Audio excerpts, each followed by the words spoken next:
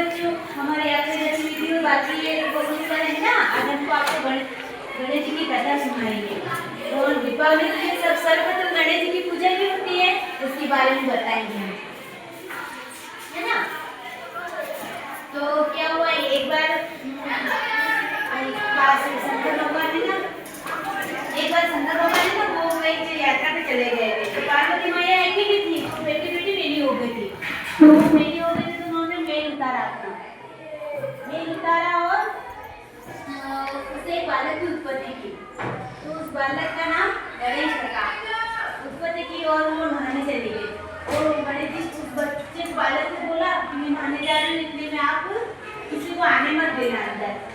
तो भोलेनाथ जी यात्रा से आए, उन्होंने देखा कि यात्रा से आए तो उन्होंने देखा कि बालक खड़ा है।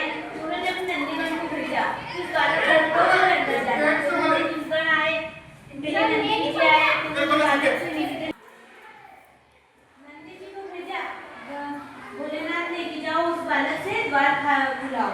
तो नंदी महाराज आए तो उन्होंने उस बालक से विनती की कि हमारे शंकर भगवान आ रहे, अंदर जा रहे, तो आप दरवाजा खोलो। तो मैंने दरवाजा में नहीं खोलूंगा, क्योंकि मेरी मैया नहा रही है।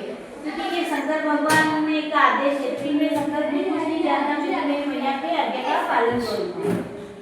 तो मैया के आज्ञा का पालन कर रहे थे। तो नंदी जी ने अपने बल सब पहले प्यार से समझाया, युद्ध किया, तो नंदी जी को हरा दिया उस बालक ने। ये सारे हरा दिया।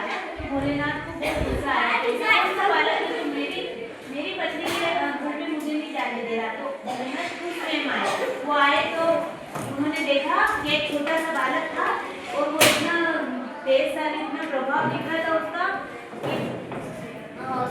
मतलब चमकीला तेज चमक रहा था। तो ऐसा कोई बालक है मेरे को अंदर नहीं जाने दे रहा। भोलेनाथ ने उनसे विनती की कि भोलेनाथ बच्चे मुझे अंदर जाने दे, मुझे तुम्हारी माँ से मिलना है, तो ये तुम्हारी मैया से मिलना है। तो भोलेनाथ बालक ने जरा कहा कि मेरी मैया जब तक घर के बाहर नहीं आ जाएगी तब तक मैं आपको मिलने नहीं दूंगा, क्योंकि मेरी मैया का आदेश है। तो भोलेनाथ को गुस्सा आया, पहले प्यार से समझाया भोलेनाथ, तो वो बालक प्यार से समझा नहीं। फिर भोलेनाथ को गुस्सा आया, उन्होंने त्रिशूल उठाया और उसकी गर्दन काटते ही बच्चा मर गया। जैसे मैया को पता चला, मैया जोर से उठ आई और देखा कि बालक मरा हुआ पड़ा है। तो वो जोर से रोने लगी, विलाप करने, माँ थी वो रोने और शंकर भगवान को दोष देने लगी। भगवान ने आपने क्या किया, ये मेरा ही पुत्र था। तो भोलेनाथ ने कहा मुझे पता नहीं था, ये हठी बालक होगा कि मेरी आज्ञा का पालन कर रहा था, बस वो कुछ नहीं है, हठी नहीं था, मेरी आज्ञा का पालन कर रहा था। भोलेनाथ को गुस्सा आ रहा है, तो भोलेनाथ मैया पार्वती तो गुस्से से लाल हो गई। उन्होंने कहा कि मेरे बच्चे को आप जीवित करो, मैं प्रलय मचा दूंगी।